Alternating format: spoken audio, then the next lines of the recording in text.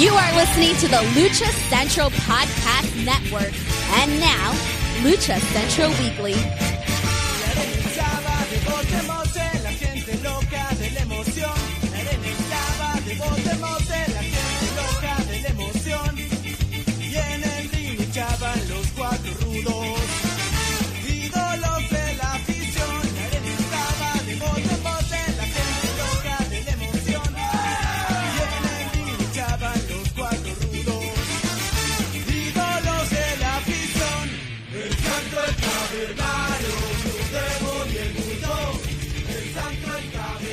Hello and welcome to the Lucha Central Weekly Podcast. This is the podcast that lets you know all of the latest happening in the world of Lucha Libre. Each week, our team discusses news and events from the past week, as well as preview the week ahead, covering Mexico-based promotions and top independents, along with luchador-related news from throughout the United States. The Lucha Central Weekly Podcast is part of the Lucha Central Podcast Network on luchacentral.com. This podcast and others from the Lucha Central Podcast Network are also available on all major podcast platforms, including iTunes, Spotify, iHeartRadio, Google, Podbay, and Speaker. I'm Miranda Morales, one of the co-hosts of the Lucha Central Weekly Podcast. Welcome aboard. Let's bring in the other two amazing co-hosts of this podcast team. Introducing first, the dashing one, Mr. Dusty Murphy. Dusty, how's it going? It's going fantastic. How's it going for you, Miranda? Very, very good. I'm very excited about this week's episode. I know I always say this, we got a lot to talk about, but we truly got we really got a lot to talk about because the world keeps on spinning and Lucha keeps on happening. Yeah. And yeah, of course, bringing in the third member of our team is, well, who? It is the one and only Brendan Barr. Brendan, how's it going today? I'm doing all right. I mean, you guys already said you're doing pretty good. I started to ask that silly question, but yeah, I'm doing. I mean, that's what we do. That's how this goes. We are a trio of sorts, and so I mean, we always got to see each other back, always asking how we're doing. Absolutely.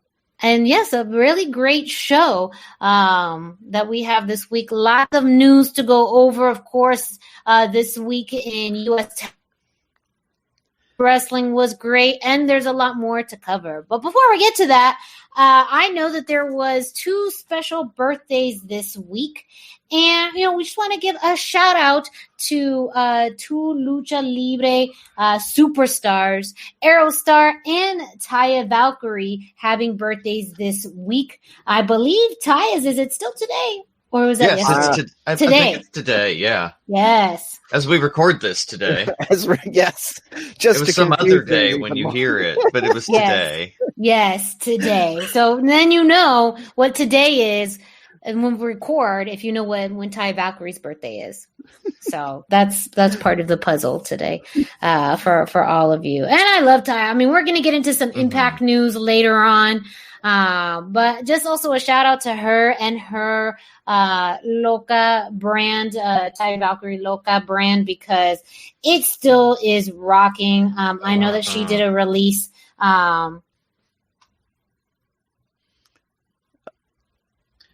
Yeah, her Halloween release was incredible. And the funny thing was, like, you saw so many stars wearing it on Instagram. Sasha Banks was wearing Loca. Chelsea Green. I'm trying to think. Yeah, several stars. Yeah, I was going to say former interviewee that we had on the show, Brian Famous B. Yeah. Brian Fame. B. Yes. Fame. Yes. Him and I actually have the same pink tie-dye shirt. So Nice. That's how you know Brian Fame has the look. He knows what's up. We both have the hot pink tie-dye Loca by Taya Valkyrie shirt. So I gotta ask, who wore it better? Oh, that's a good question. I mean, he makes pink look good. We talked about this. Brian Fame has like legit style. He really does. Suits are amazing. Yeah, so I'm super jealous. Yeah, he's on point. So yes, I mean, I guess it's the way he wears it. Yes, it's the way that he wears it. So I have not gotten any of the Halloween, especially the Bruja Loca shirt. That's yes. like for sure is what I really, really want. But I know they tease that they are going to be putting out a winter collection on November 7th is when it's going to be released. And she's having her husband, Mr. Johnny Mundo, a.k.a. John Morrison, who also sports the outfits and the tracksuits and all of that. So they both look great in the Loca by Taya Valkyrie clothing line. It's awesome. But yes, it's very current. Yeah, it's like super on the pulse streetwear. Like give them the URL. I know we say it every time we talk about her, but you never know. Yes, no, I gotta let me just look that up. So that is TayaValkyrie.com. So you can go and on Instagram, it's at Loca by Taya Valkyrie. And there they have lots of pictures of their clothing, lots of fun pictures of Taya, of John Morrison, of some of their famous wrestler friends, luchadors who sport the outfits and the shirts and all of that. And they also do a cool job of also sharing fans and customers that have bought that, who tag them in there. They do a lot of Instagram stories about that. So, yes, definitely would recommend TayaValkyrie.com, where you can find all of the Loca by Taya Valkyrie clothes and masks. She's got some nice looking masks too, and this is saying a lot because Lucha-Mask is one of my favorites. So and they're bringing back so many of the original masks now with new colors and styles. There's a new Conan and a new Pantera Jr. And I saw a few on the preview. Looking exciting. There's some exciting stuff coming out for sure. Yes. Don't forget, that's lucha-masks.com. We're just hitting all of our cool plugs right at the beginning. Yes, hitting all the club plugs at the beginning. I definitely got to hit up get one of those masks, because I do have a Taya Valkyrie mask. That's one of my favorites when the line first launched. I have to get a new one. It should be a Lucha-Masks, and I see them everywhere now too. Like literally. I have everywhere. Like 5 of them. I'm catching up to you there. I'm up to 4, but I pre-ordered my 5th. But they're made so nicely. They're so much nicer than you'd think. That's amazing. That's awesome. Well, everyone, don't forget TayaValkyrie.com and lucha-masks.com. But, we'd love to tell you more about masks and fashion and clothing, because that's really what our experts in. Also, look, I got to plug this in. Probably on top of Brian Fame, right under him is one of the most stylish people on Instagram is Dusty Murphy. Thank you. Yes. His swag on Instagram, I do what I can. All right. So, lots of great Lucha Libre information and news to go over during this week's episode. Let's the man with the facts, our fact finder, and the one who always kicks off our news, Mr. Brendan Barr. Let us know what's happening with the road back to shows. All right. Well, as usual, we're going to start with Mexico City is still orange. I don't think there's really much more to be said about that. They're still doing shows at 30% capacity. They most likely are not going to go back to yellow at the next evaluation, because much like here in Seattle, they've had small spikes in the area of increases. So Mexico City still orange. Get used to me saying that. I expect I'll be saying it for many weeks to come. In other news, Principe Arrow passed away this last week. He was 26 years old. He was in the ring when the incident occurred. He was in a 3-way match. He collapsed, and then eventually they realized that he wasn't just being a really good showman, and had to take him to the hospital. Unfortunately, after he made it to the hospital, he was pronounced dead. We definitely wish his family and friends all the good energy and love that we can, because I mean it's always a tragedy, but I mean at 26, it's just always way too soon. And lots of people online have been sending messages. There is a possible GoFundMe. I didn't take down the URL because I was concerned about the legitimacy of it. But so if the GoFundMe checks out, I will update you all next week with a GoFundMe to help pay for expenses.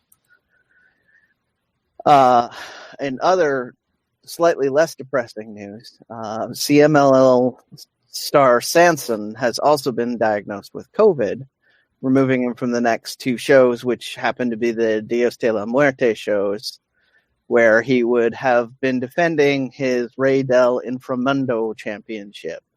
So, for the first time in at least 3 years, that belt is not going to be defended.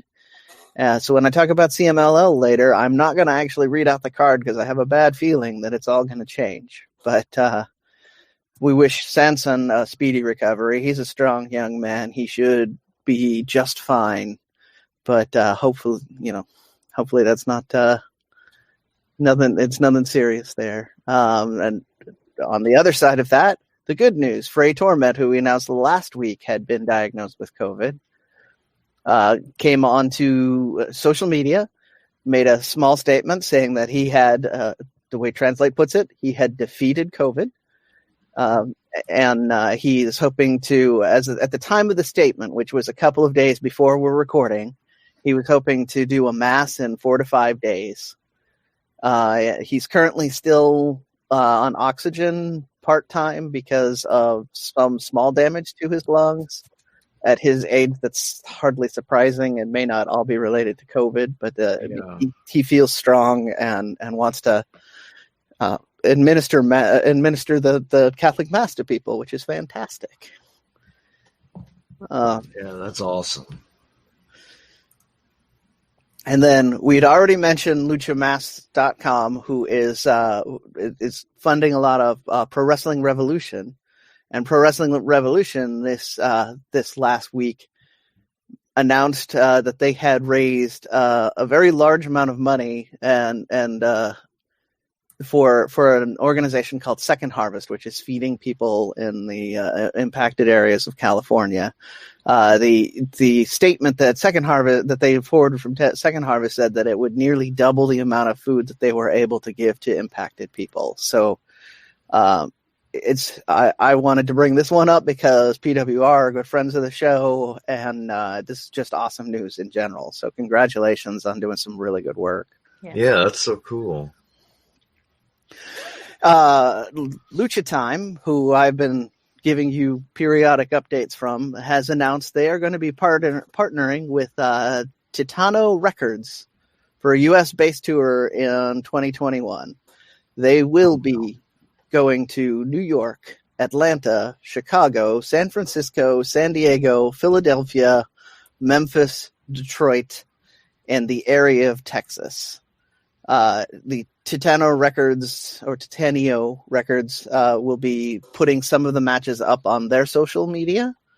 So there will be access to people to see this. It will be the first time for a lot of people to see Lucha Time. They've said they want to do it with a hybrid of American and Mexican wrestlers. I have to echo some sentiments I heard on the internet. I'm a little dubious on this timeline because New York and San Francisco in particular are going to be big asks depending on how early in 2021 you're going to start. So I believe California is still not allowing any mass big events. Correct. I don't think so they that are. also, I think that also excludes San Diego, because as soon as you said San Diego, that was like, that would be so cool. And then the next thought was, are they going to be able to do anything in San Diego? Yeah. That's why so it'll be interesting to follow this to see if they maybe do a reduced schedule or if they push the tour back a little bit or how they try and adapt. But it's a very cool idea to have a Mexican-based promotion try and come north of the border. It's been a long time, excluding AAA's foray into New York, which might have led to bigger and better things. Before that, it was a very long time that anybody really brought their stuff north. They kind of are more of the belief that the Mexican wrestling is for people in Mexico. And we don't really, we wouldn't get it anyway. So I'm excited to see how this goes on. And then I have a bunch of contract update stuff. I'm sure Dusty and Miranda, you've both heard some of these, so feel free to pipe in if you have any information. Villano 3 Jr. has formally left AAA. He was part of a mixed tag team with Lady Maravilla. He and her have both made statements that they're expecting that she would remain as the champion, so they're going to plug someone else into that. But this is the year of tournaments, so they might just declare it vacant and host a tournament. I'm excited either way on that respect, and hopefully Villano 3 Jr. is leaving because he wants to work more in the United States. That is a thing that a lot of wrestlers from Mexico are saying right now. Yeah, and his talent is undeniable, so I can see where he feels like he should kind of bet on himself and try to monetize that in America. Yeah, absolutely. The timing is a little goofy to me, but you know, if you get the itch, you got to do it when you can. Well, maybe he's kind of got a sure thing in mind that we aren't prepared for yet. That would be cool. I hope so, yeah. And then Daga was finally released by Impact Wrestling. It was bound to happen. Yeah, he has. Yes, yeah. He has not been able to make shows. My understanding, he's not really expressed an interest in making shows. So, you know, but he has expressed an interest also in building his brand in the U.S. So that hopefully he manages to negotiate and turn up somewhere else. Wherever Tessa ends up. I mean, that's what's going to happen. Yeah, I think so. And still having the flexibility to work in Mexico, I think, is going to be important for him wherever he lands, unless it's one of those bigger time contracts that, you know, the money that he makes from, you know, that time contracts helps compensate for that. But, you know, he has, again, true undeniable talent. He's really versatile in his work, and could obviously see him in some of the other companies here in the United States. But he can also continue to be successful, say, in AAA and do well there. But definitely, you know, that too long-term will be, you know, what will that look like? So we will see what happens. And then talks with Rush and Dragon Lee are still, everybody's kind of holding their breath to see what's going on. Their contracts with CMLL and ROH are both expiring sometime around the end of the year. Everybody's speculating as to what's going to go on. Rush has said many times that he would really love to try for the bigger stage of the WWE, even after Andrade said that it's not all it's cracked up to be. Yeah. And maybe that's why we're not hearing much about him now, so they can cool him off and bring him back later if they plan to bring in Rush or Dragon Lee. Maybe. I mean, those three guys in a faction would be so good. And then Dragon Lee has a really good standing with New Japan, so that's the other big front runner. Yeah, them going to New Japan. So, well, there's also the possibility of Andrade's contract being up on November the 19th. Was the date I saw reported? So they could also all three turn up elsewhere. Therein is the most exciting possibility for me is they turn up to any other promotion as a faction and just run roughshod on it. Oh, it'd be amazing. Yeah. And then my last bit of information is about our wonderful hosts at Mass Republic. I don't want to call them bosses, but Mass Republic has added 4 new. Just kind of, but a little bit. It's a friendly in a gentle way. Mass Republic has added 4 new officers. Hector Rodriguez is joining the company as the new director of development, which means he will be working closely with Kevin on many of the contract aspects and talent acquisitions was my understanding, but that's me speculating. Gabriel Ramirez from Pro Wrestling Revolution is I lost my track in my notes. Sorry there. Has been named licensing and brand manager. So he's been doing a lot of this as it is. He's going to be helping Mass Republic keep up to date on their licensing, make sure that the brand is putting the best foot forward at all times. Stuff that he is very familiar with doing through his work already. Adrian Salas. I'm very sorry. I probably horribly Americanized your name. He has been named licensing associate. I'm less familiar with what those duties will do, but it's about licensing and branding, which is where Mass Republic's bread and butter is. So he's going to have a very important role in everything that's going on, and I don't want to understate that at all. Jerry Villagrana, friend of the show, has been named licensing and creative manager. So he's going to help people get licensing for photographs, help create new brand ideas, that sort of thing. Huge congrats to him. Cool. Yeah. Yes. Congratulations to everyone. I mean, some of those names are familiar to a lot of people who know about Mass Republic or luchacentral.com or a lot with Lucha Libre merchandising. So Expo Lucha. that's Expo Lucha. Yeah. So it truly is one big family still. So congratulations to all of the new officers. I'm sure you'll continue to see their names around. I believe Jerry still has this podcast as part of the Lucha Central Podcast Network as well. Yes. He sure does.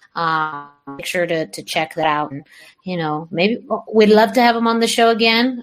So we hope that maybe we can get him on at one point in the future one day to talk more about his new role and also, just check in with him. And that's how I'm going to ask him, is I'm actually going to send him this clip. And then that's how he's going to know that he's been asked back on the show. So, and for maybe some other stuff too, secret stuff. Yeah, secret stuff that we're not telling you guys because it's our secret stuff. It's like our fort, and you guys can't. You're not allowed in our fort. Yeah, you don't have the password yet.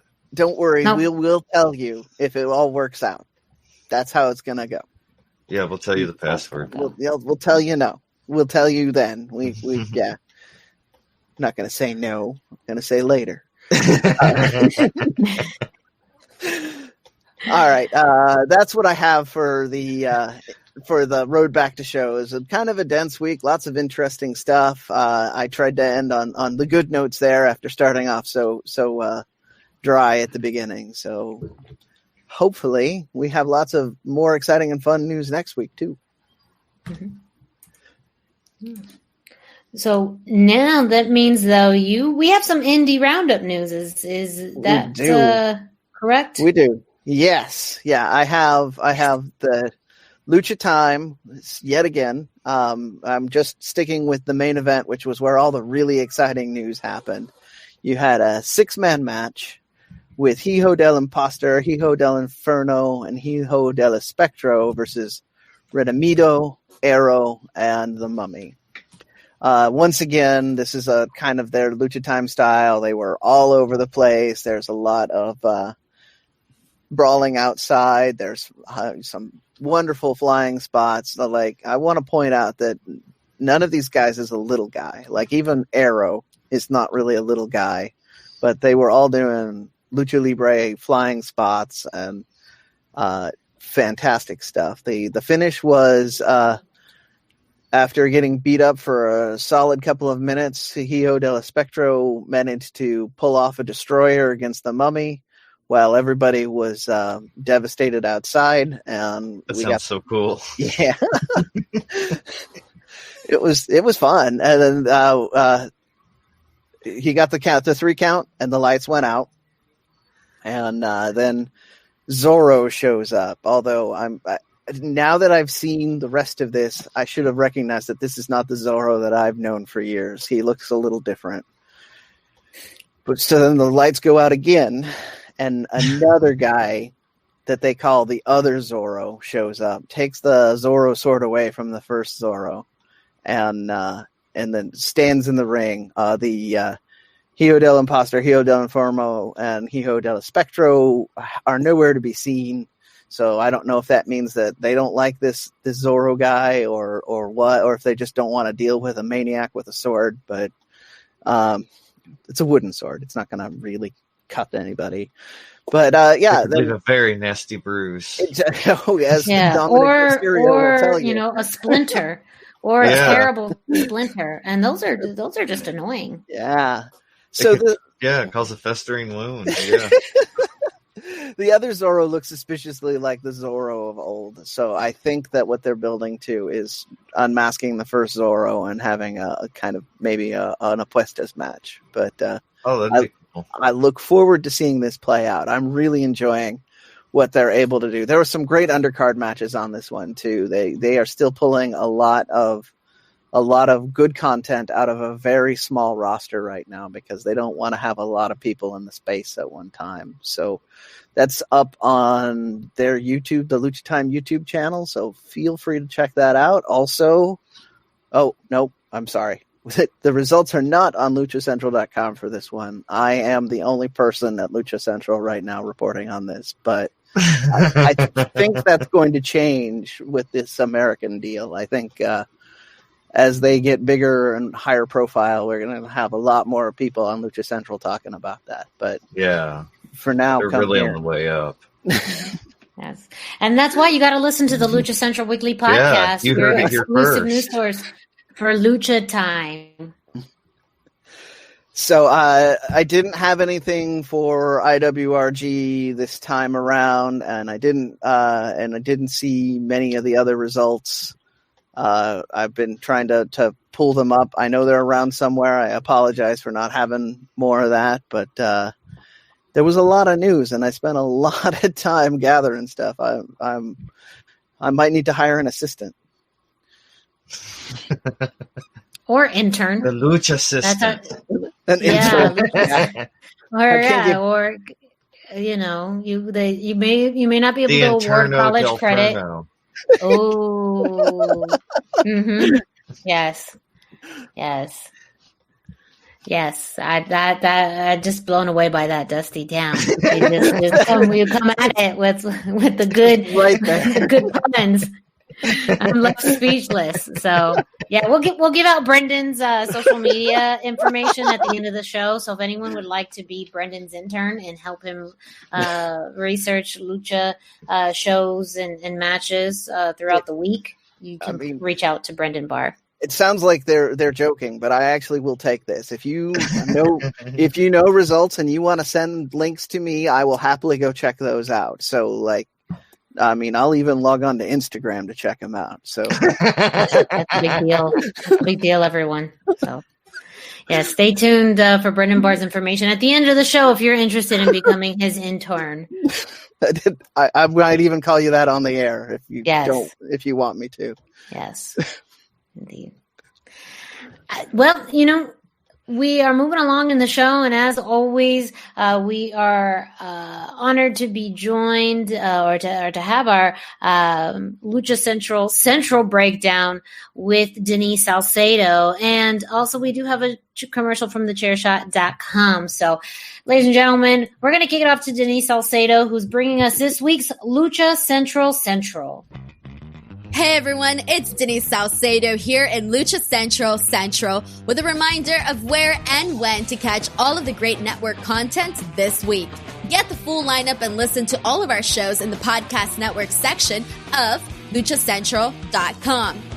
On Tuesdays, Mass Mats and Mayhem takes you inside the world of Lucha Underground as they take you weekly through the series with the benefit of hindsight and the benefit of special guests from the groundbreaking series. Check out the premiere video stream every Tuesday at 2 p.m. Pacific, 5 p.m. Eastern on the Lucha Central YouTube channel and at luchacentral.com. Then listen to it on your favorite podcast platform every Wednesday. Tuesday nights live, it's Wrestle Boss, where Fabi Chulo talks MMA and pro wrestling with special guests and listener call-ins.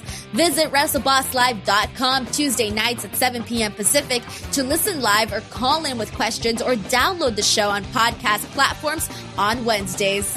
Wednesday nights live on Facebook, it's Spanish show La Mesa de los Márgaros, giving you both the news and the chisme from around the lucha world. Special guests and a whole lot of fun make it one of the most talked about shows in Mexico. Thursdays, it's Straight Out of the Bodega with Papo Esco and PWR promoter Gabriel Ramirez, as they have guests from throughout the wrestling world pull up to give an inside look into their careers. From indie standouts to television superstars, each week brings a new name and perspective. On Friday, it's your double dose of Lucha Central Weekly podcast, one in English y el otro en español. Lucha Central Weekly is where you'll find all the top stories of the week, both inside and out of the ring from Mexico and anywhere luchadores are in action across the globe. Be sure to subscribe and follow all your favorite Lucha Central Network series on your favorite podcast platforms, either by their own series name or subscribe to the Lucha Central Podcast Network show pages to get all of the shows in one easy feed.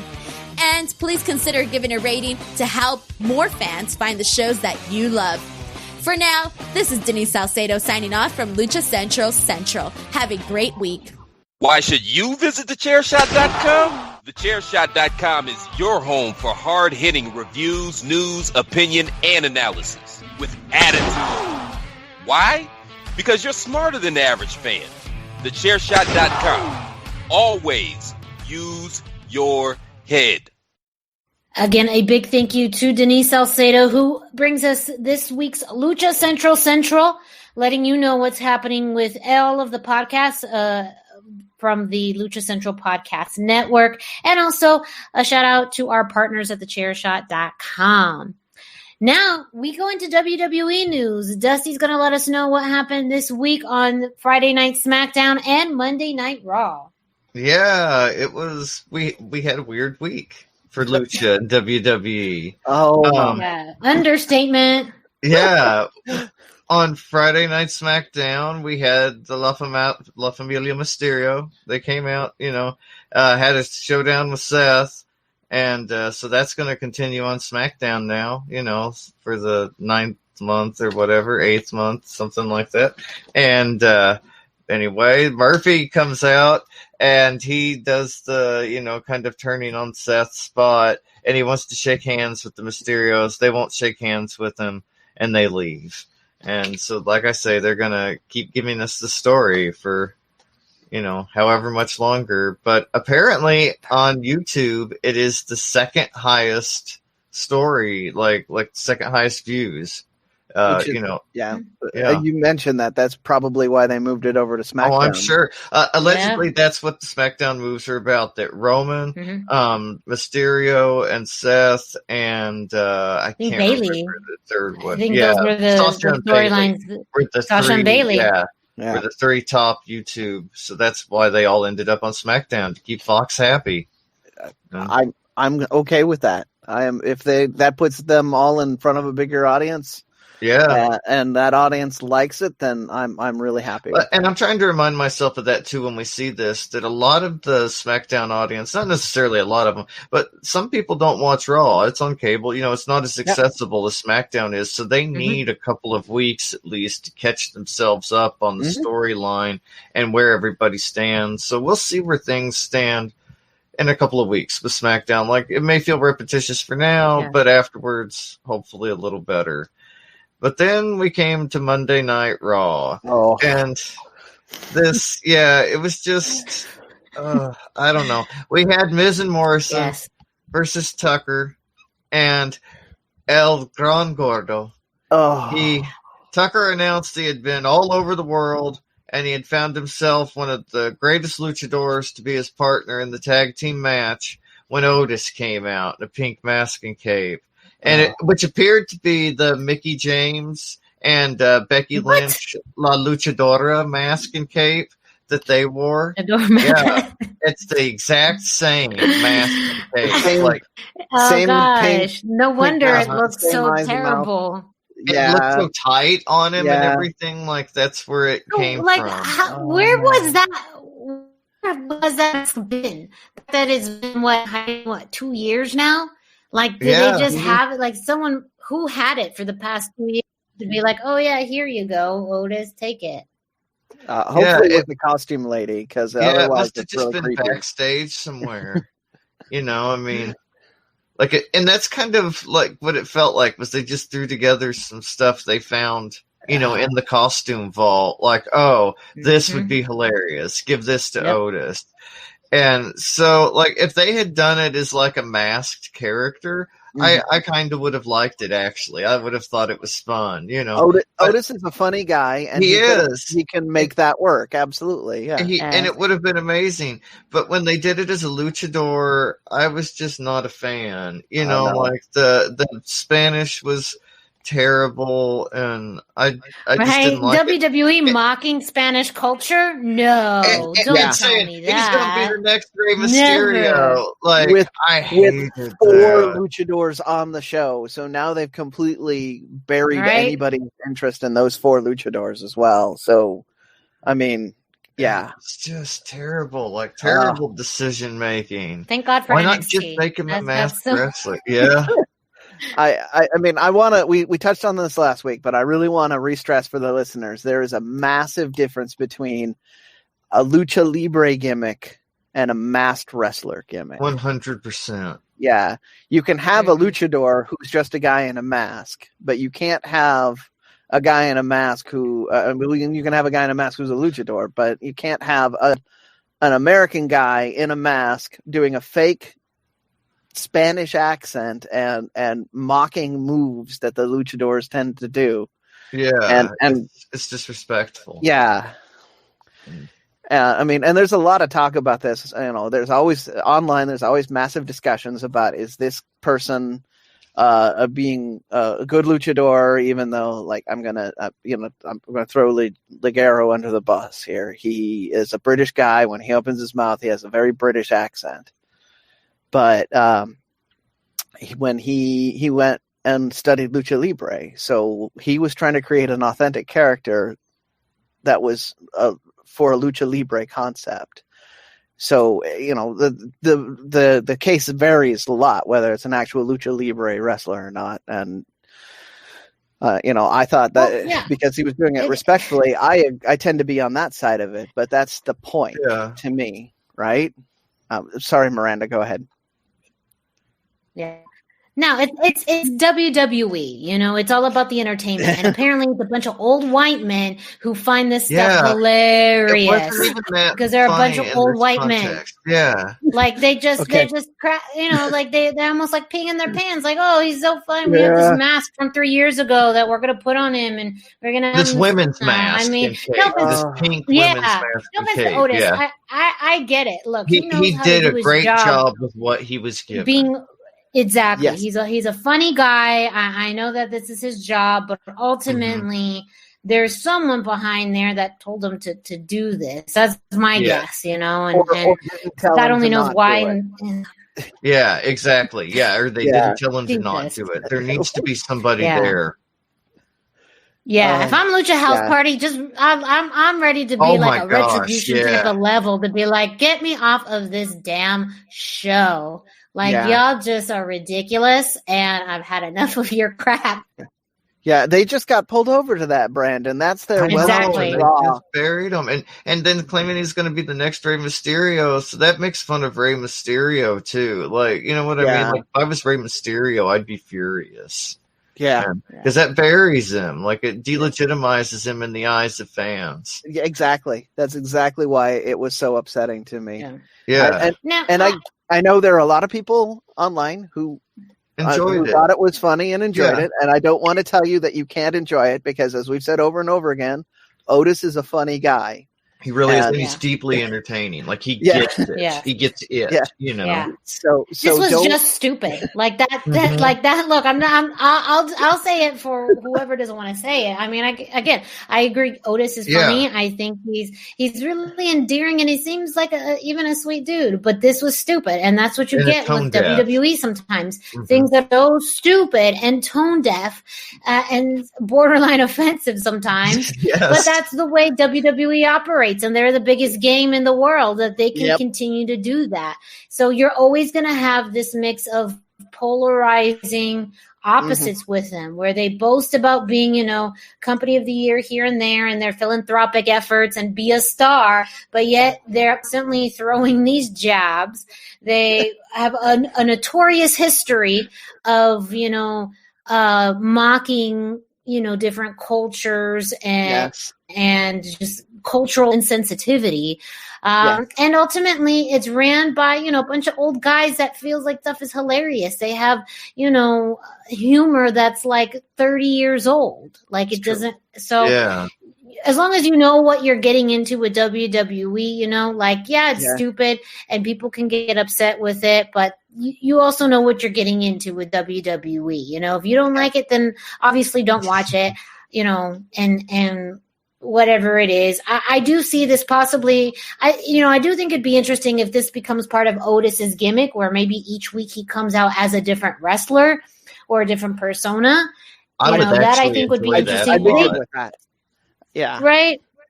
I mean, but if we see that again next week, WWE, I'm gonna throw something at you. Okay, I don't know where it's gonna land. I know it's not gonna land in Stamford, Connecticut, but I'm gonna throw something at you. Don't do it again. That's your first and last warning. Your dog will be very excited. I want to finish the thought. If you had laughed at this and you enjoyed it, don't feel bad, because it is a sense of Otis is very entertaining.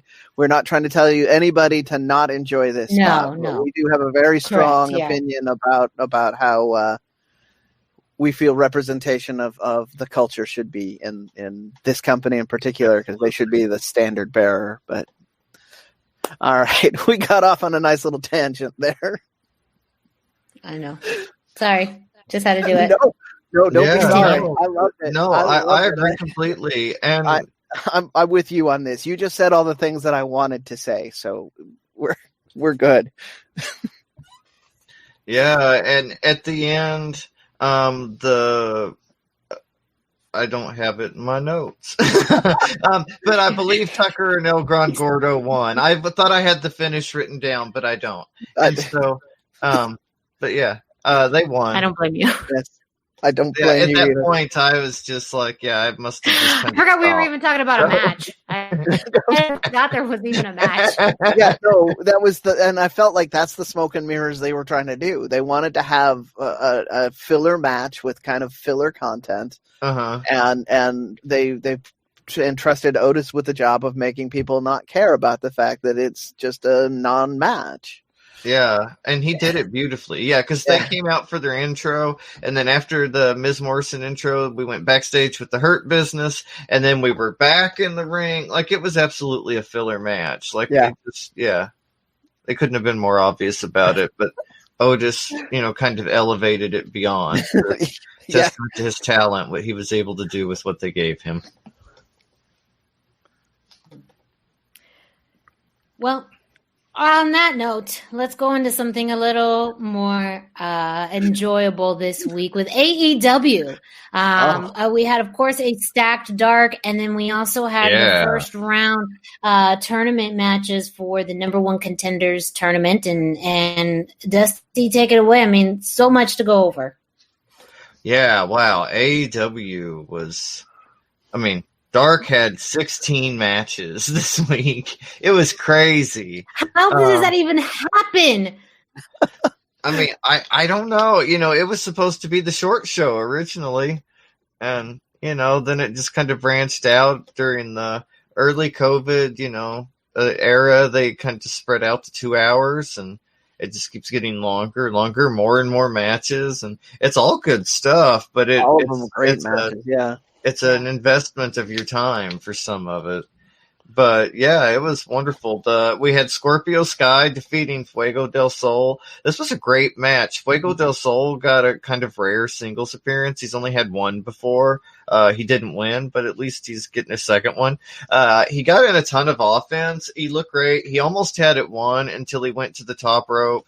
And Scorpio grabbed the moment, and he was able to kind of knock him down and get the win with the Scorpion Deathlock. Great match, early opening, perfect. Our next relevant match was Luchasaurus defeating Aaron Solo. He had Jungle Boy with him. This was pretty fun, pretty quick match. I feel like they're building Luchasaurus to a role not unlike The Undertaker in a way, where he's kind of impenetrable. He kind of set up and did the sit-up motion that The Undertaker used to do. And so I kind of like what they're doing. You know, like they're similar-sized guys.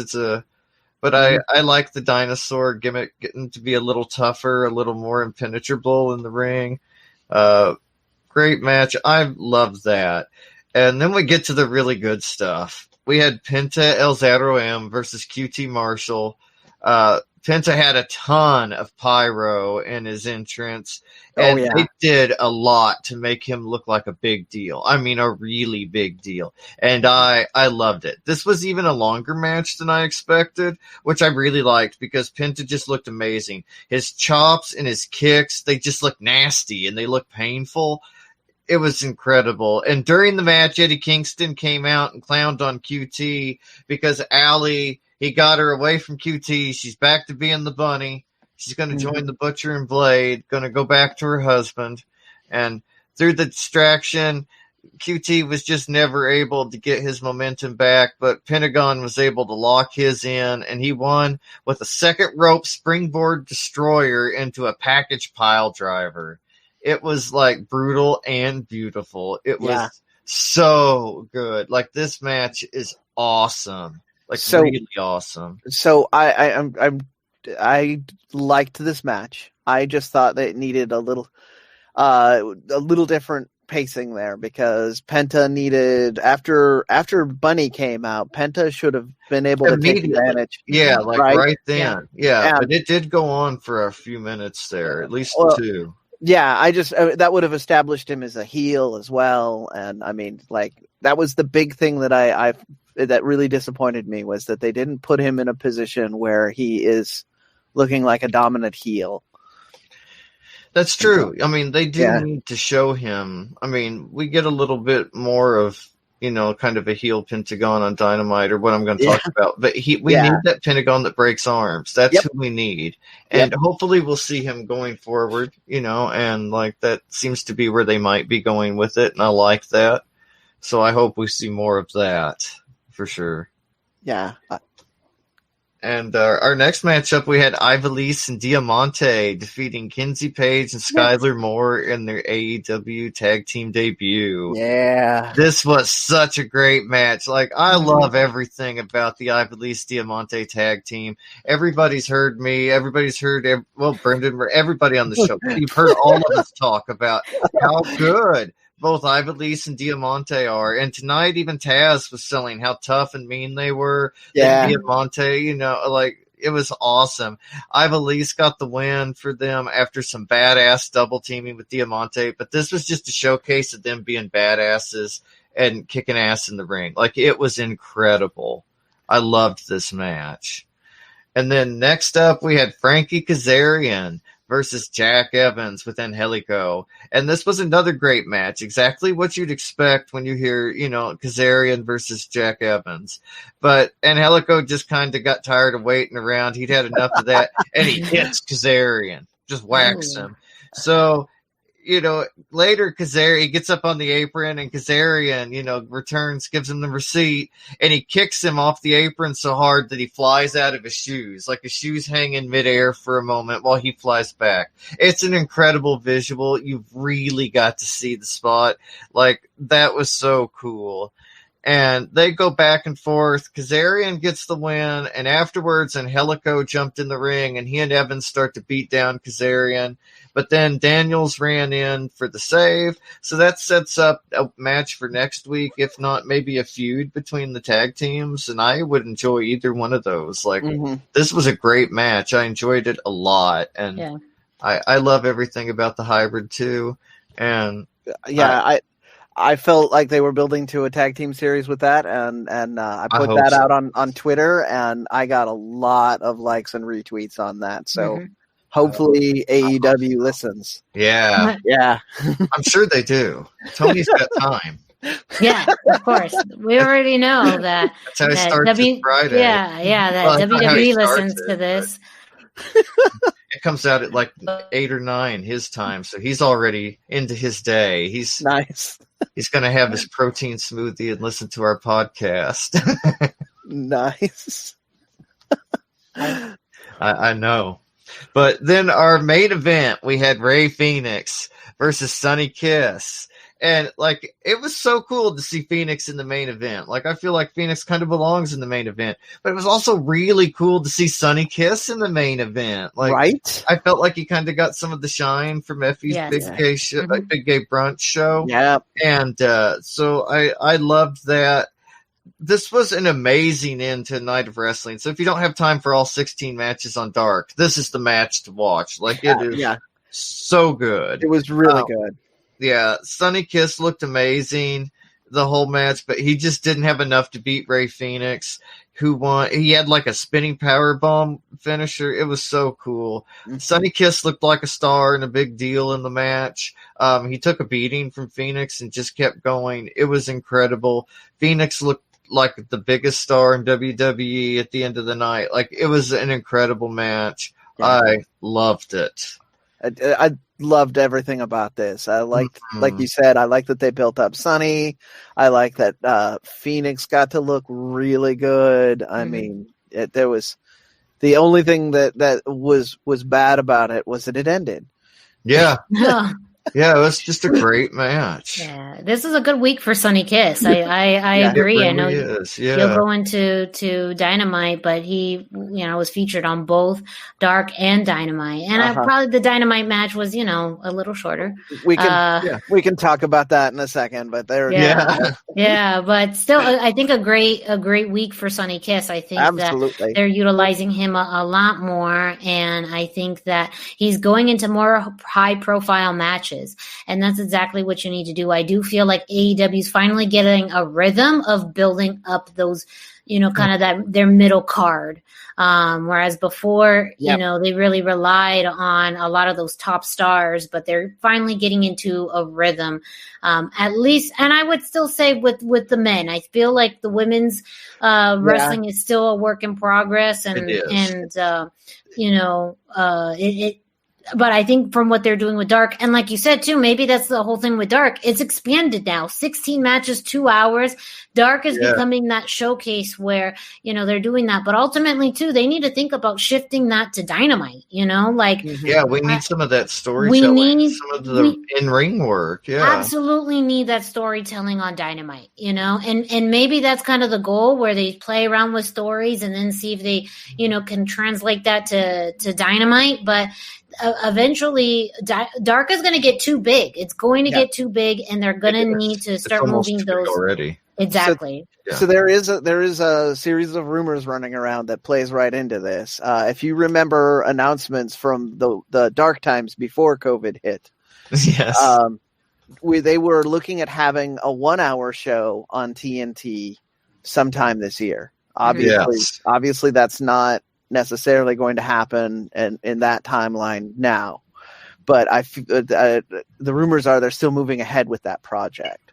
So I feel like that may be the opportunity they use to shift around and have the storyline moving differently. I think they might be trying to build up their stars on Dark right now so that when that other hour show shows up, they have ready to go product on for that show as well, and the storyline can flow. But that's that would be cool, and it would work because there are some interesting storylines that I mean, Scorpio Sky had a ton of storyline building on Dark this year, so if they could translate some of that to TV, to a secondary show, it would be nice, but only if they kind of replace 1 hour of Dark with it. I don't know that I can add another hour to mine. No, I'm sure that Dark will cut down from 16 matches. Like, that's the longest Dark I've ever seen. Yeah. But they will almost definitely cut that down as well. But they having the expanded roster, getting all of this time in front of cameras, practicing doing storytelling for cameras and crowds is only going to benefit them. And hopefully that means that we get the ladies ready and caught up on that too. And then on Wednesday, we had Dynamite, and we kind of alluded to this. First match, Kenny Omega versus Sonny Kiss. They ran down all of Kenny Omega's accolades before his entrance, but they specifically mentioned him being the AAA Mega Campeon champion first. Like, that was the first thing. So that was really cool. We got old school Kenny the Cleaner in this match. It felt like a given that Kenny would win the tournament. Sonny Kiss was actually a replacement for Joey Janela, so that was kind of cool. Sonny got the spot, when they needed somebody, they thought of Sonny. So even though it felt like a given that Kenny would win, he obviously did. He immediately hit a V-trigger into a one-winged angel and instantly squashed Sonny. But Sonny was beat up from wrestling Phoenix the night before. He wasn't his best, And so afterwards, but look, let's be real though. I love Sonny Kiss, but are we that surprised? Are we that surprised? No, this was some people were there. I mean, I don't know if any that's true. Heard the story.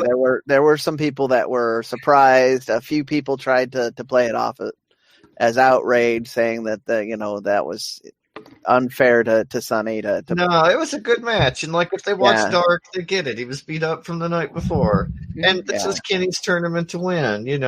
Yeah, and they wanted to show him as being back with a new look and being serious, and I liked it for that. But there were definitely mixed feelings on that in some camps. And he made it look good at the end. He raised Sonny's hand and he gave him a hug before leaving the ring. So like he kind of tried to be gracious in his win and make it look good. But it was fast. But like I say, this was Kenny's tournament to win, and everybody knew it. Like, he was going to bring his A game. He brought the good stuff. Yep. I guarantee you, if he hit me with that V trigger and then the one-winged angel, I'd lay there too. Like, I wouldn't be able to kick out.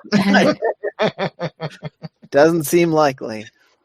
But then we got the match that everybody came for. Phoenix versus Penta El Zero. This was a 5-star match for me. I'm not sure if it's the match of the year, but it is so good and such an amazing display of like pure excellence that it's easily the TV match of the year for me. Yes, I'll go with that. And like, it's going to be a contender. It's easily going to be in the top 10 matches of the year. It was so good. Like, we started off with an interesting moment where Penta was kind of reluctant to shake Phoenix's hand, and Phoenix had to remind him that they were brothers first. And commentary really put over how incredible they are and that these guys were actually brothers. And, like real brothers. And then they went on to give us the match we expected when they announced this. Like, it was so good. They both looked fantastic, but Phoenix looked like an assassin, like an aerial assassin throughout the match. Yeah. There was a moment where he, like, played possum and appeared to be hurt and, like, acted like he's going to throw up in the ring, and Penta, kind of stopped to check on him. But Phoenix, he is like a fox. He got his mojo right back, took control of the match. It was incredible. Later, we got Penta bringing back the arm-breaking armbar. He tried to break Phoenix's arm. He was able to turn it around, and Phoenix did like a beautiful destroyer for the finish. We never get a destroyer finish, and it was so good, so pretty. And Phoenix advances to the final round next week against Kenny Omega. He also had this amazing top rope Spanish fly in the match. It was just so good. This was a brilliant match. Oh, and the Pentabomb. Don't forget that scary I have no idea how that happened. Physics don't work the right way anymore. It was, oh my gosh, stunning. Like, and that's the thing, when he played like he was hurt, like I thought he was, and Aubrey was checking on it, and he was kind of spitting and gagging in the ring like he was going to throw up, and then he was back, So what I liked about that finish with the kind of the brothers kind of playing with each other and knowing a little bit of the weaknesses and Penta kind of Phoenix kind of needling it that way. So it sets us up for a possible rematch, which absolutely, if they do it on pay-per-view and then they can have the excuse that because of that, they're going to just go all out at this point. I am so in. Oh, me too. So I want that match so bad. Here's my $40 for that pay-per-view. Right 100%. Yeah. Like, oh, like these guys are capable of more than we know. Like they could redefine American Lucha Libre.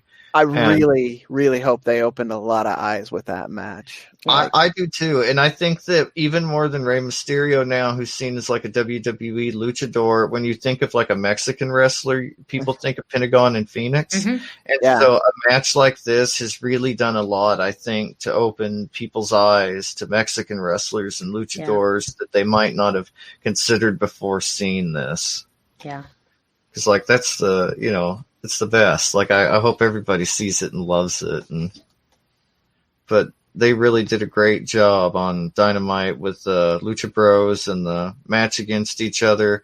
And then we had Brian Cage and Ricky Starks come out with Taz. Taz ran down a promo about having two problems, Will Hobbs, and said that Cage was going to dust Will Hobbs' cookies, and then he tells us that Ricky was denied a chance at the TNT Championship. And then Starks gets the microphone, and he's an even better promo than Taz. And cuts Darby down for a future confrontation. So, like, Ricky Starks, he's going to do amazing things. I can't wait to see this. Can't wait to see him versus Darby. It's going to be so good. Yeah, that's going to be great. Love it. Stroke Daddy. Love right? Yes. All the time. I don't care. So it's going to be Stroke Daddy to me. Yes, lots of great matches on AEW, both on Dark and Dynamite. Of course, you can get your results for those shows and what we talked about earlier with WWE on luchacentral.com. They post results every single week of these shows, so make sure you're checking them out to stay up to date on all of your results. And, of course, this podcast as well. With that, I'm going to be transitioning us into NXT. This week was the go-home show before Halloween Havoc next week. So excited. So excited for it. Not a whole lot of Lucha Libre content this week, but we had an amazing 6-man tag match featuring Legado de Fantasma versus Isaiah Swerve Scott, Adonis, and Jake Atlas. And this match itself was really fun to watch. Now, there were a few things on here that kind of irked me. Like half of the match was in picture-in-picture, which actually really annoys me when I get that too in AEW. But this match, like literally a good portion of them on my cable carrier either. So like I missed that much of the match when it happens. Like DirecTV, give me the picture-in-picture. So yes, this match started. I mean, Jake Atlas though was someone who really excelled in this match. He did a Three Amigos on Joaquin Wilde, but overall, what we started to see, or really how the match started, was Legado de Fantasma going outside of the ring, hitting three sides of the ring, and really utilizing the space outside of the ring. That is where they excel. Anytime they're outside of the ring, that's when chaos ensues and they could take advantage. And that's what happened a lot. Again, it was during picture-in-picture, so you couldn't really see it. But, Swerve, Adonis, and Atlas had advantage outside on Isaiah Swerve Scott. There was kind of an interesting moment in the match where Isaiah was up on the top rope and did was trying to do some type of splash, I think, and he completely missed it. But Legado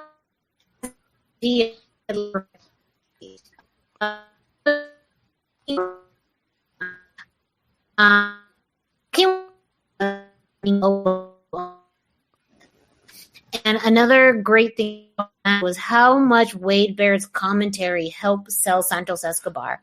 He talked about how Wade he Barrett is amazing. His commentary has just been such a perfect fit on NXT, and he talked about Santos oozing of wealth and class, and just upselling his role. So we had a moment where after a while, Jake Atlas was out for most of this time. He wasn't tagged in from his time in the beginning of the match, but he had this amazing sequence with Joaquin Wilde where there was some action happening outside of the ring. Joaquin Wilde was about to jump outside through the ropes, but Jake Atlas caught him and converted it into a Spanish fly, and everyone landed on each other. And so to steal a line from Dusty, Jake Atlas looked like a star in this match. Yeah, he did. He just did. Like, that's how they look, like a star. I mean, So this was a great, and this was an interesting point of the match too, where Joaquin Wilde got the pin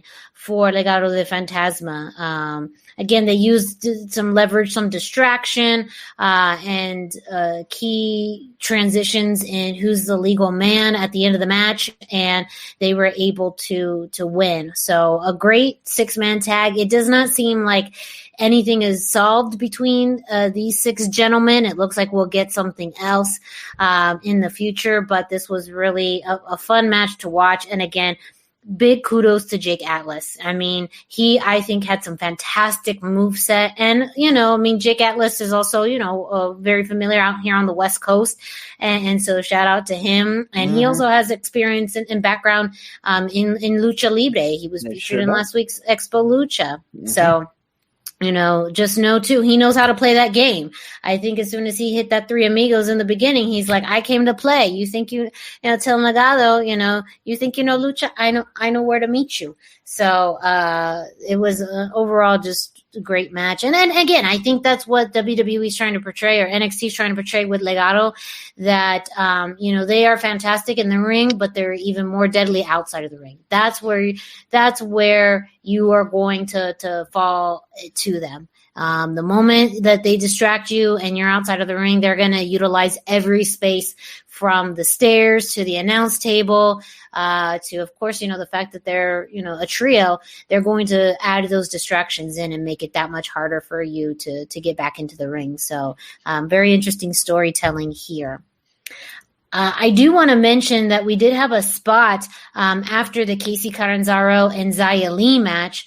Casey won the match and Xia Li was attacking Casey. And then out of nowhere, Raquel Gonzalez comes in and clears everybody like a beast. Yeah. She delivers a message to Rhea Ripley in preparation for their match next week at Halloween Havoc, really saying, I'm the biggest, I'm the baddest. And interestingly enough, she quotes herself. She says, I am La Diabla of your nightmare. And I thought, damn, that would be actually a good nickname for her. Yeah, La Diabla. La Diabla, Raquel Gonzalez. I want to buy that shirt right now. Yeah. Yeah. Print that shirt. Print that shirt. That. Yeah. Just have that Diabla on there. And so they're really selling up this match between Raquel Gonzalez and Rhea Ripley, 2 of the tallest, biggest women in the division. I think it's going to be a brutal match. I think it's going to, be fantastic. Yeah. As JR would say, it's going to be a slobber knocker. Yes. Yes. If anything's going to be a slobber knocker, it's going to be that match. So very anticipated for next week. 2 big, mean people going into each other. It's going to be great. Yes. And now Rhea Ripley, La Diabla. Yeah. I'd buy it. Yeah, I would too. I like that. And real quick, just a quick rundown for next week's Halloween Havoc. Of course, we have the rematches from NXT 31.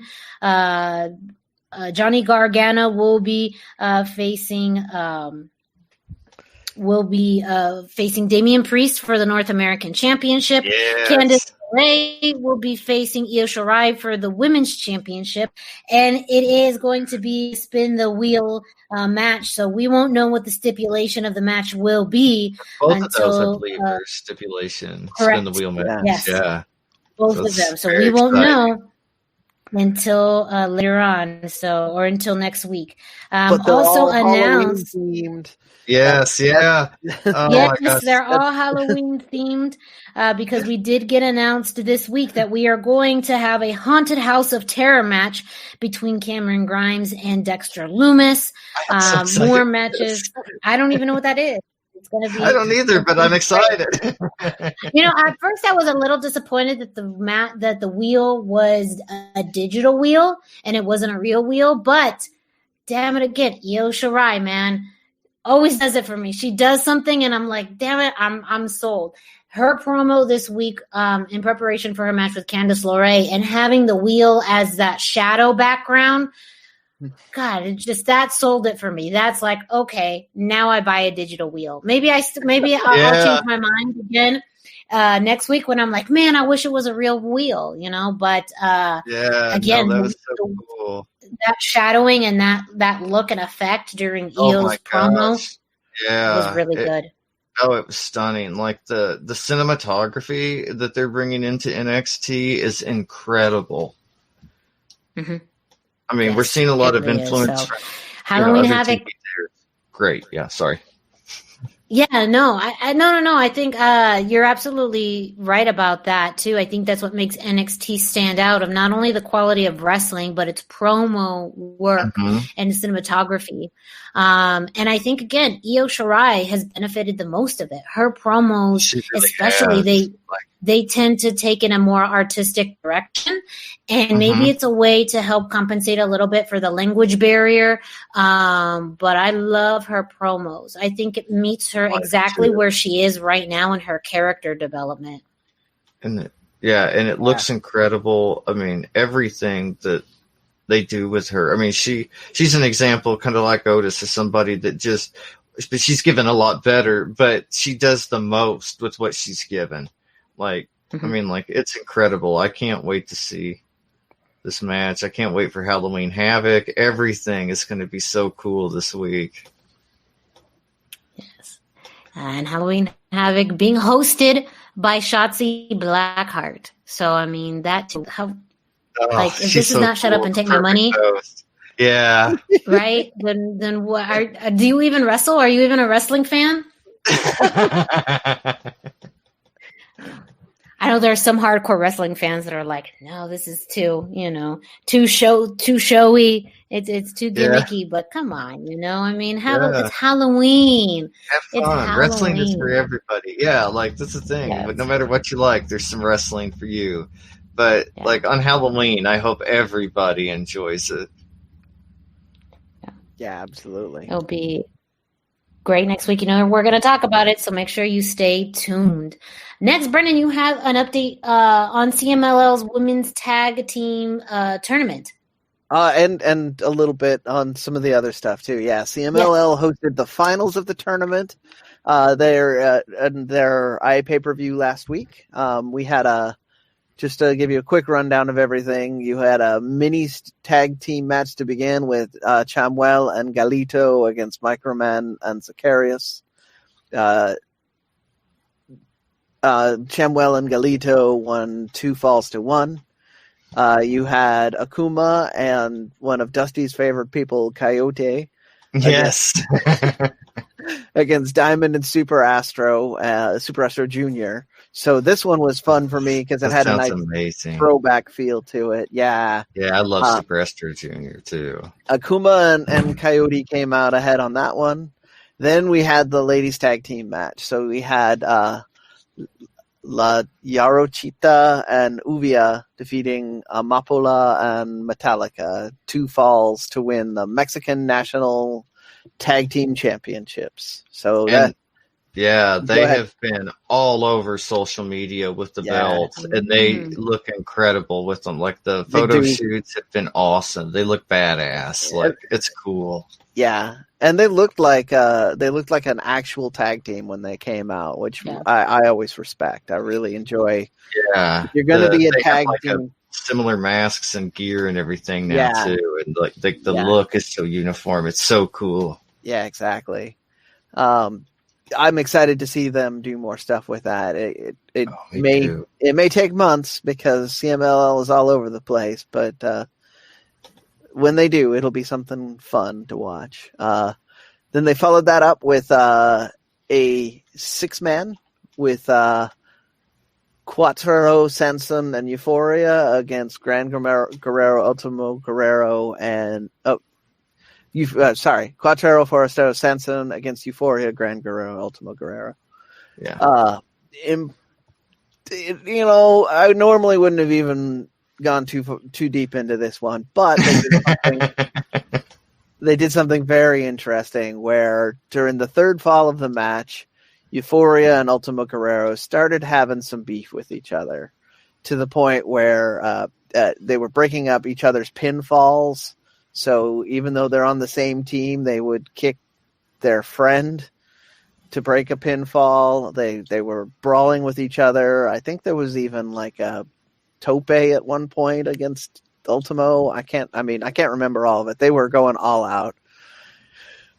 So I don't know if this is going to go anywhere. There was a big long speech at the end of it where Gran Guerrero said that Ultimo Guerrero said that he respected Euphoria and he doesn't know what's going on here, but we could see more coming of this, especially since things are getting shifted around by people having to do quarantining for COVID. They might just decide to make a thing of this at some point. Yeah. And then the last match of the night, you had the Caristico and Mystico against Titan and Volador Jr. Again, they went for a little bit of showmanship on the finish here, which is kind of unusual for these four guys. Usually, because these guys are all fairly athletic, they're just like, go do it, and they'll tell. You can kind of tell who's going to win.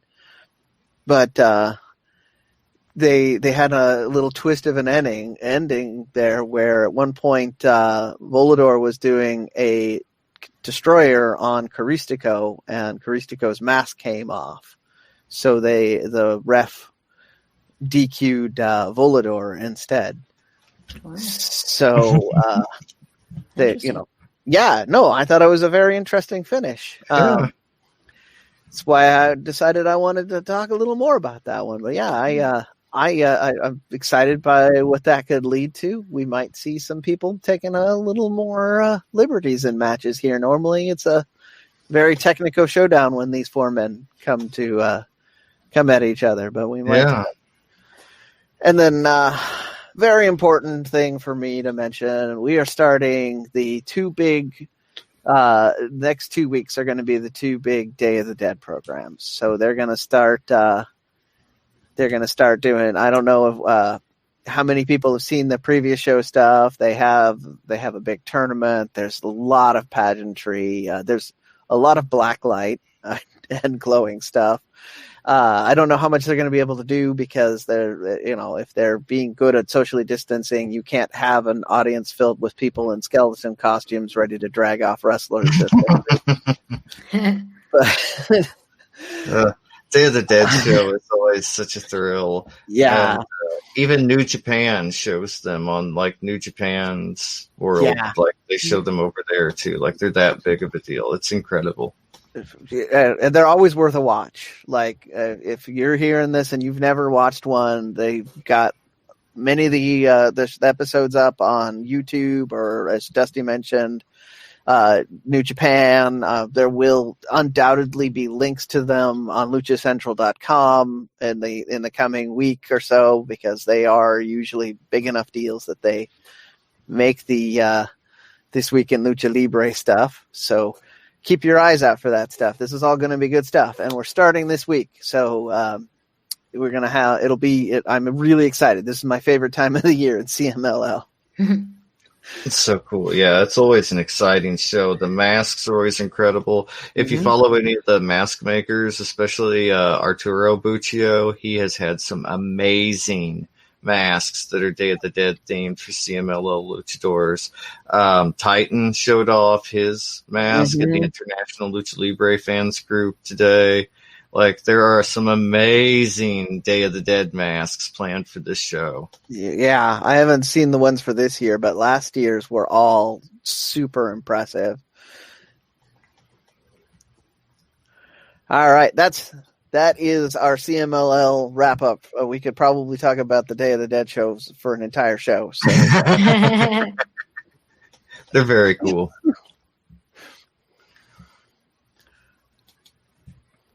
And up next, Dusty. We have Dusty has an update on New Japan.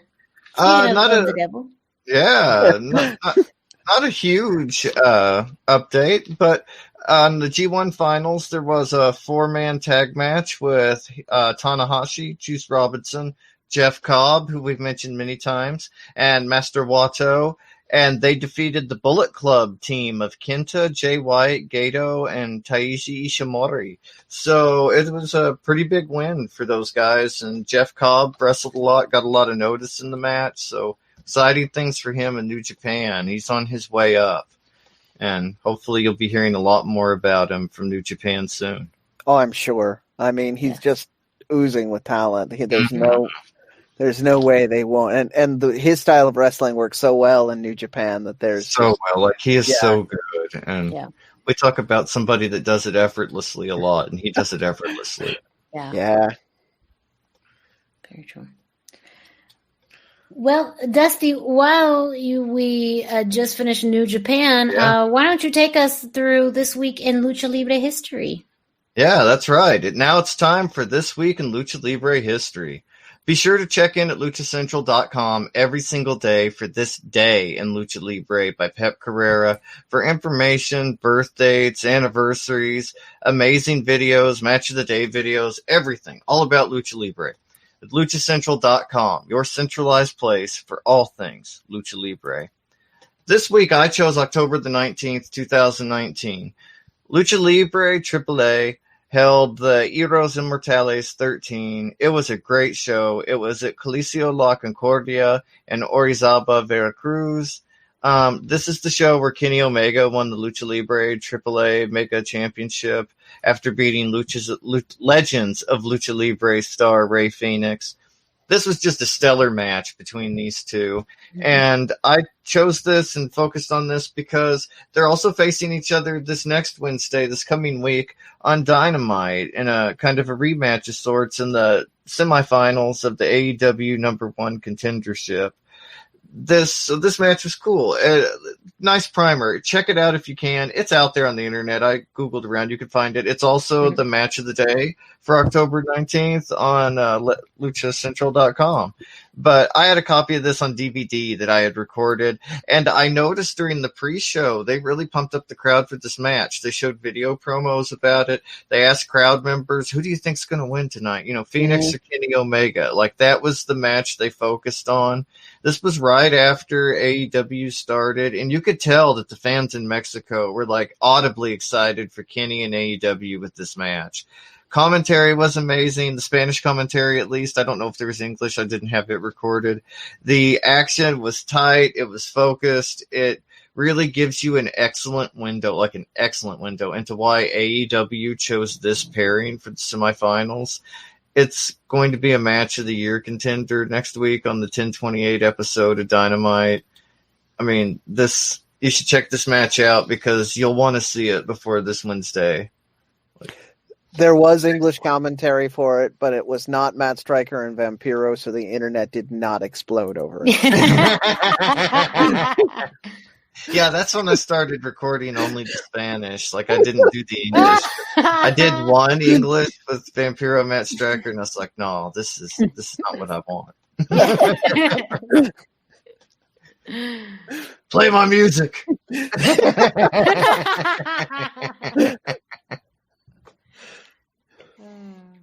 What did you choose this week, Brendan? So this week I chose October 21st, 1988, in a match that is considered to be the match of the century. This is the words that I am reading. Los Villanos, Villano 1, Villano 4. Okay, so the way that the notes are written from this week, I'm not going to use the name of the person who sent this to me, but we all know who it is. It says Villano 5 twice, so I'm assuming one of those is Villano 4 and one of them is Villano 5. Yes. But so they wrestled against Los Brazos in a mass versus mass match for the whole team. Yeah. It took place at Plaza de Toros Monumental Monterrey, in, of course, Monterrey. So, it was a prime crowd. That they were definitely on the side of lots of blood. Yeah, I've seen the masks after the match. Yeah. They were bloody. The Brazos masks. Yeah. They did not go down without a huge fight. What I found interesting on it was that the clip that I had linked to me for the match was not actually of the match. It was about the build up to the match and then the impact of the match afterwards. So, wow. Yeah, it was in Spanish, so I had to watch it several times to try and get it. But they had 6-man matches were having a huge revolution at that point in time. As I've talked about before, the Missionaries del Muerte had started that, and the fans really had gotten into it. And these two teams, the Villanos and the Brazos, were kind of some of the biggest names in 6-man wrestling. So yeah, and they were legendary enemies. So yeah, and they'd collided so many times that eventually had to happen. Back to things that we were talking about before, where puestas matches are kind of the bread and butter of a luchador. They built this conflict up and built it up and built it up. And eventually it got to this match, and that is where it all exploded. And to what you were talking about, it was bloody.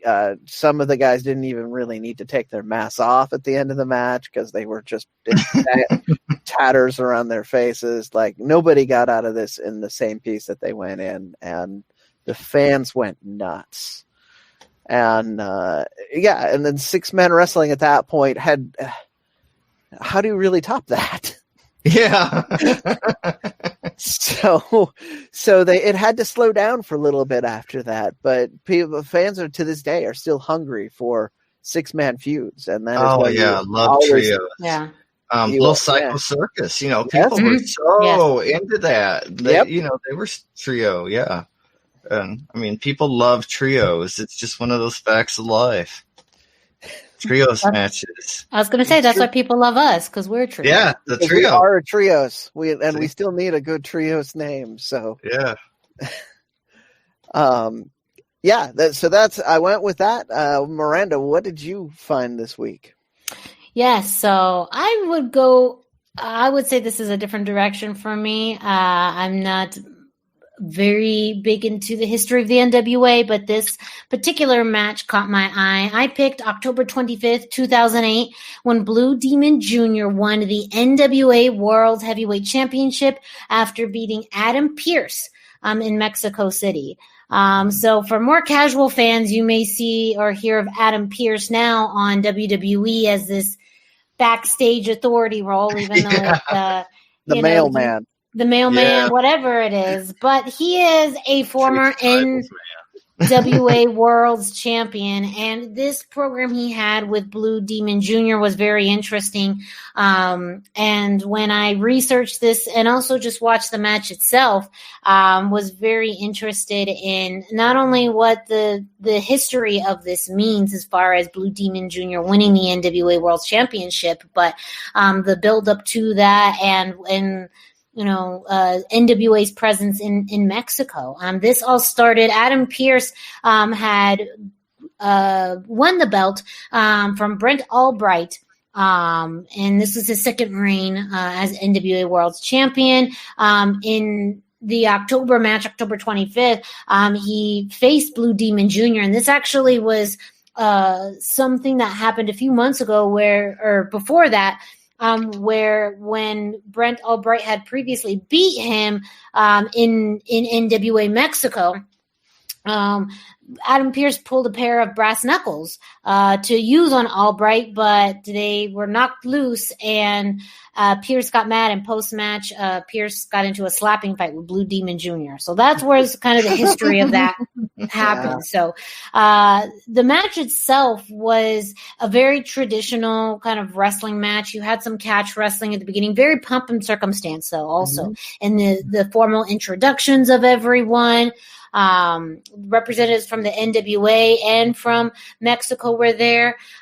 There was a funny part towards the beginning of the match where Adam was upset with the ref and accused Blue Demon Jr. of pulling his hair. The funny part is he's very bald. It's for death. So that's the funny part about it, is that he's super bald, and he was saying to the ref, he was pulling my hair. So great comedy and timing by Adam Pearce. I mean, he was a big heel during this time, using that, pro USA heel role to his advantage. He even bites the head of Blue Demon Jr. with the mask. That I didn't get because I thought it doesn't really hurt him.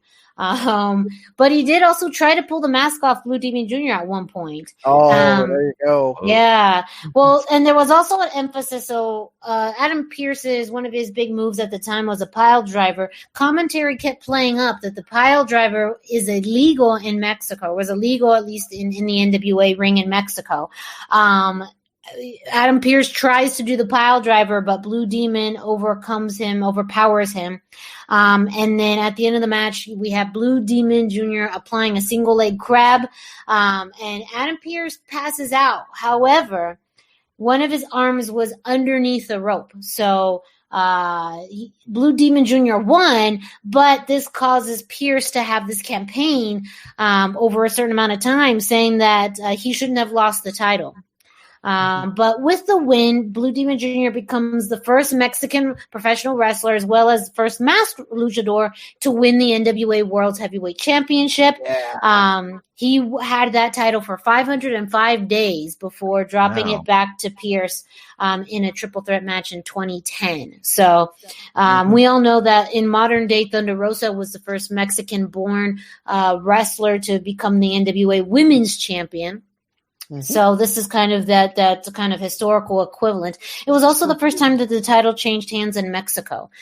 Even though NWA had a NWA Mexico promotion and it kind of happened there as well. This is kind of the first formal NWA, pure NWA show in which the title changed hands. So historically, it's just very interesting. The match itself, again, is very classic, again, more slower paced, not very fast paced, but also very entertaining to watch with Adam Pearce. You could see, I mean, he's had comedy timing for a long time. So I think that too is probably where we see that more on a weekly basis on Raw, and why I think his role's been pretty good. Because he understands that from his own wrestling experience. I can not say enough good things about Adam Pearce, but I do have a wonderful quote that when we were talking about this, it popped up in my feed, because once again, Google listens to me talking. It's Adam Pearce said, my goal when I was NWA champion was to walk in as the man to beat, to walk into every city as the man to beat. And when I left, I wanted all of the people in that city to think that I was the man that their guy should have beaten. And that just really, I mean, so for Blue Demon to get the win when that was kind of his mindset already sounds good. Yeah. But, 500 days as the NWA champ. I mean, it's Blue Demon, so that's something. Yeah, man, fantastic. This was a great week. It really was. It was all hard choices. Yeah.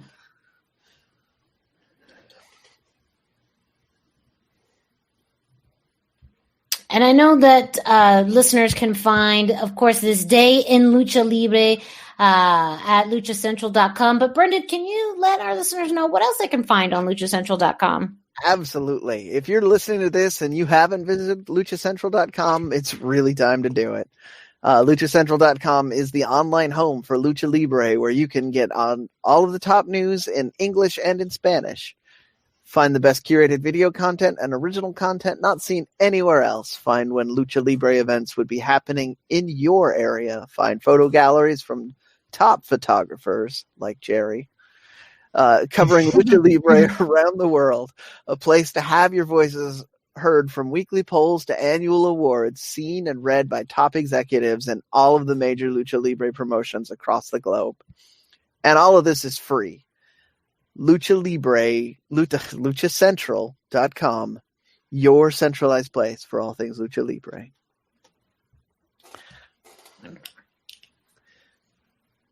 Now, we have some Ring of Honor Pure tournament updates. Brendan, I know this is your baby, so go ahead and let us know what's happening with the Pure tournament. Absolutely.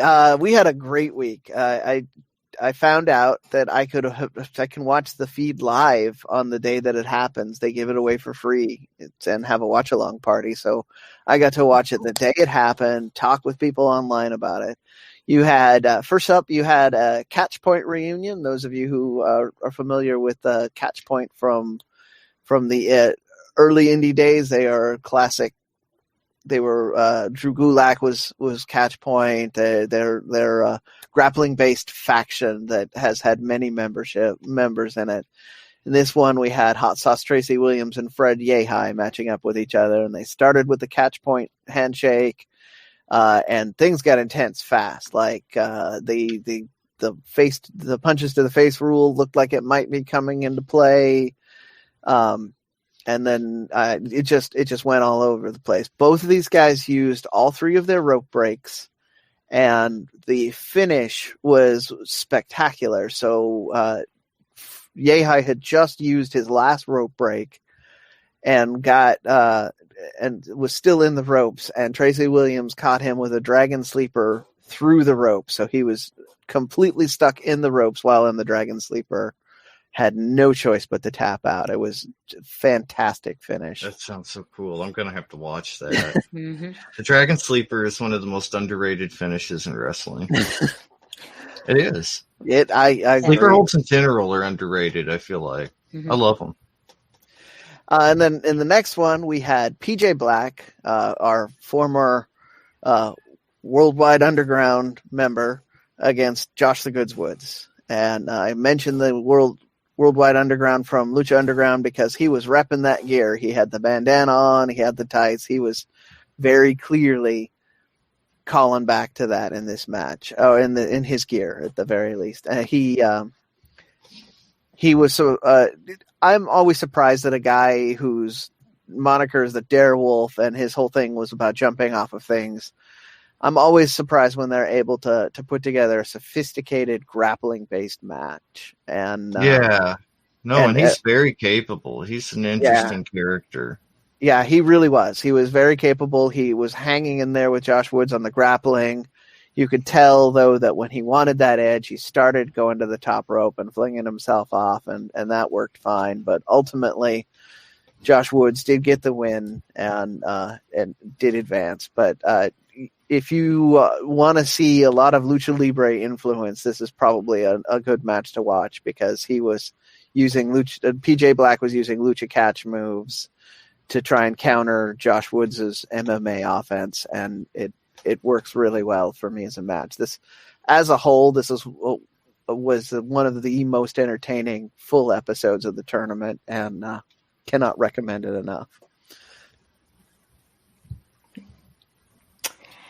Next, we're going to be previewing Impact Wrestling's Bound for Glory, happening this Saturday, October 24th. And there's, stuff for Lucha fans. Don't worry. They're going to feature some of their Lucha related luchador well, they don't have luchadors, but those, with history and involvement in Lucha Libre, yes, that is on the card. Real quick, starting off with the Call Your Shot Gauntlet. This is a unique format where two competitors start the match, and after a time interval, another will enter. Eliminations occur by throwing your opponent over the top rope, and they continue to do that until there's only two competitors left. When the final two competitors are determined, it then converts to a singles match that is won by pinfall or submission. Whoever wins will earn a future title opportunity of their choosing. The first 10 participants have been announced for the Call Your Shot Gauntlet, and currently scheduled for the match, we have Heath, Rhino, Hernandez, and I believe this week Hernandez pinned Rhino to earn the number 20 spot. So Hernandez will be coming out at number 20, and Rhino will be coming out at number 1. We have AC Romero, Larry D, Tennille Dashwood, Brian Myers, Tommy Dreamer, Havoc, and the birthday girl herself, Taya Valkyrie, is going to be in this match. So that is just the first 10. There are 10 more participants in this match. So cool. You don't know what's going to happen, but the Call Your Shot Gauntlet is one. And then, of course, we have the 6-way intergender. They've been calling intergender, but it's a 6-way scramble match for the X Division title. Rohit Raju, the current champion, will be defending the X Division championship against Chris Bay, Trey Miguel, TJP, Jordan Grace, and Willie Mack. So this is going to be the match. If you are a Lucha Libre fan, you just gotta watch this. You really don't know what's going to happen, and you have wild cards like Jordan Grace, and even Trey Miguel. The Ultimate Finesser, Chris Bay, who Rohit Raju beat for the X Division title. Willie Mack, a former champion, and like I said, Willie Mack does not have a bad match. He can wrestle anybody. So. That's going to be very exciting for fans. Just a quick rundown of the card for some other matches for those who are interested. We have Eddie Edwards versus Ken Shamrock. Ken Shamrock being inducted into the Impact Hall of Fame this weekend or this week. So that's going to be his match. His first match as a Hall of Famer. EC3 versus Moose in an undisclosed location match. Also big news because EC3 popped up at Ring of Honor recently. So EC3 is doing whatever the hell he wants. So good for him. For the Impact Knockouts Championship, Deonna Purrazzo versus Kylie Ray. We have a 4-way tag team title match. Ace Austin and Madman Fulton versus the Motor City Machine Guns versus the Good Brothers versus the North. So if you are a fan of tag team wrestling, that is going to be your match of the night. Oh, man, yeah. And then your main event is Rich Swann challenging Eric Young for the Impact World Championship. And again, a reminder that they are going to be having Spanish commentary for this event. It's going to be done by Hector, Moody, Jack Melendez, and Conan. So really stacked card and commentary team. You can order it on Fight TV. You can also get it through your pay-per-view provider. But yes, if you are a Lucha Libre fan, keep your eye on the 6-way scramble and also the Call Your Shot Gauntlet, because again, the first 10 competitors have been announced, but we don't know who the other 10 will be. Yeah, it's so exciting. I can't wait. I want to say I don't care about the other 10 because they could pull out something good, but I'm invested with just the first 10 they've announced. Yes. So yeah, exactly. The first 10 have me invested enough, and of course, the birthday girl Taya Valkyrie, she's going to be featured. We don't know, and you know what? The fact that Tennille Dashwood and Taya Valkyrie are going to be in the same ring, right? That ring is not going to have enough room for both of their egos.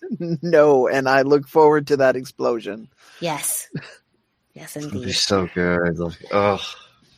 So, Brendan, you have some news about United Wrestling Network's Primetime Live from this week, and also something that we can expect for next week's show. Absolutely. So we glazed over it, and I didn't mention it last week, but they have announced that Thunder Rosa is going to be defending next week against Serena Deeb in the rematch like everybody wanted. Some people didn't know they wanted it, but it's...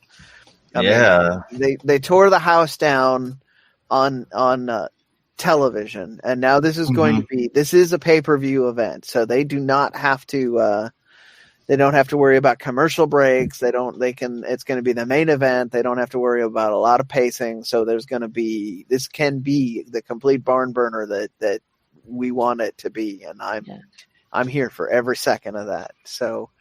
That is next Tuesday on their, I believe it's on, I know it's on Fight. That's where I'm getting it through, but I believe there's a number of other places you can grab it from too.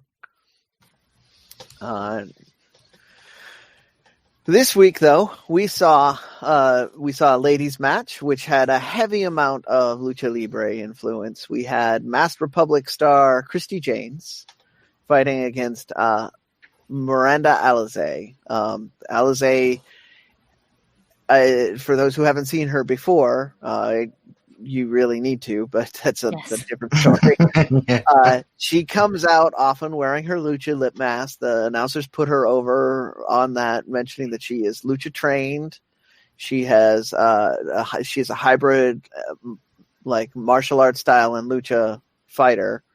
So cool. And you could see a lot of that in this match. You could see a lot of her working that way. Christy Janes is more of a MMA influence on it, but she is, as I mentioned, a Masked Republic star. I believe we heard some announcements about her getting socks recently.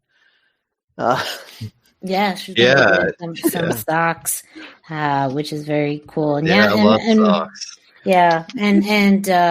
Yeah, I mean, the match itself, again, both different lucha influences, but both the same. I think that also shows how much lucha 2 is now becoming more of a hybrid style.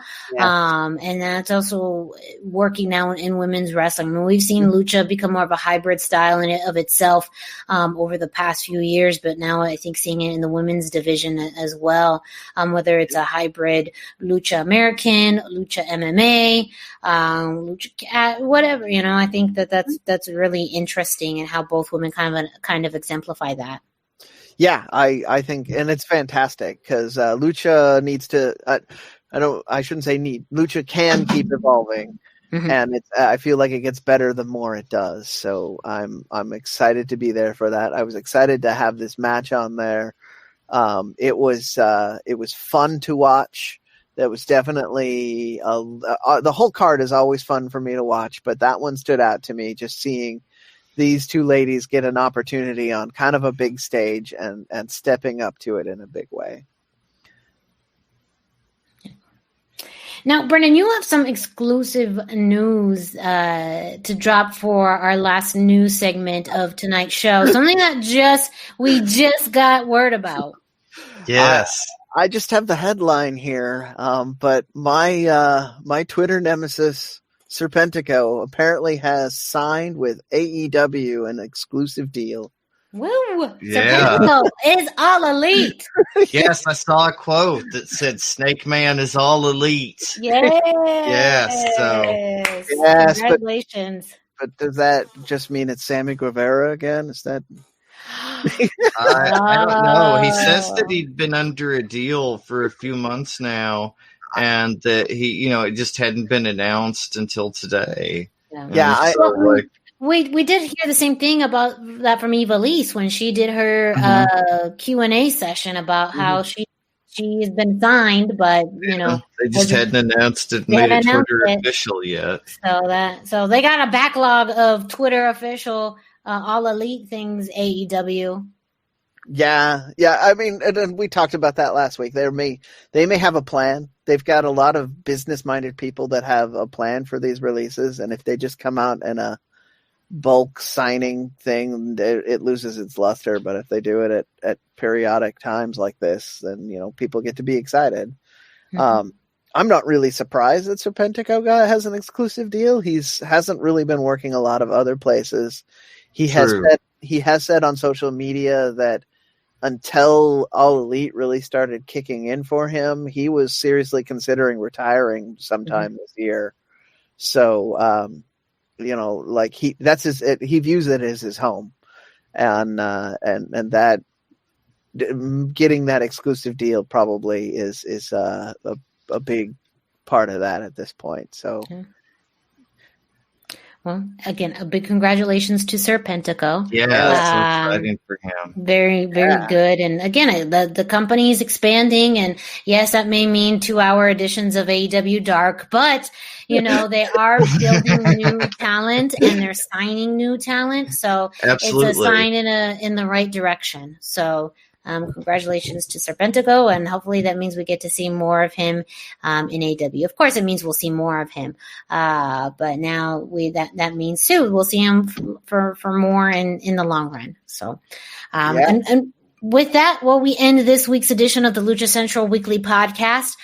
Make sure to check all of the information we've shared with you, at least most of it, the results of shows, and some interesting this day in Lucha Libre history, Lucha Central. You can also find Lucha Central on social media, on Facebook and Instagram at Lucha Central, and on Twitter at LuchaCentralCom. Of course, you've got to check out the YouTube page. There you can find exclusive interviews, matches, and content that, you may not be able to find anywhere else. And while that, you can go follow us on social media. Dusty, where can our listeners find you? I am on Instagram at Dusty Murphy, all one word, and I am on Facebook at facebook.com/Dusty Murphy. And Brendan, if anyone is interested in becoming your intern or just following you on social media, where can they find you? They don't even need to be my intern. If you are a wrestler and you have an event that you want me to at least try to cover, I will be happy if you send me a link to check it out and put it in the indie roundup. So there you go. The 321 T-shirt guy. That's 321 T-shirt guy spelled out. 321 T-shirt guy. Yeah. So whether you have an event, yeah. Yes, I was going to say, for intern or opportunities to have, maybe your event featured on the Indie Roundup. Yeah, absolutely. Whatever you want to do. I'm on Instagram. I'm on Twitter, 321 T-shirt guy.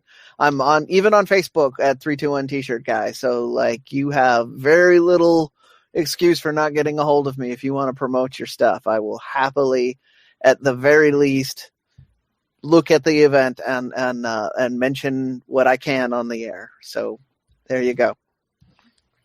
And me, Miranda Morales, you can find me on Instagram and Facebook at the #Miranda, # spelled out. I am not currently looking for an intern at this time, but maybe in the future. We will see, but and as you are listening to the show, you may be listening to it on luchacentral.com, or you may be listening to it through one of your favorite podcast streaming platforms like Spotify, Podbay, iTunes, Google Play, iHeartRadio. If you have the ability to subscribe, rate, and review, please do so. That way you get notifications on when this show drops every single week. You can also leave us a 5-star rating, and you can leave us a review. Let us know what you like about the show. Give us suggestions and recommendations on future topics. And we are still accepting trios names. So if you have an idea on giving us a trio's name, feel free to do so. And with that, we will be back next week. Still so much to cover, so we got you every single week. Don't you worry your pretty little head off. We will be back. For Dusty Murphy and Brendan Barr, I'm Miranda Morales. Thank you all, and you'll hear from us next week.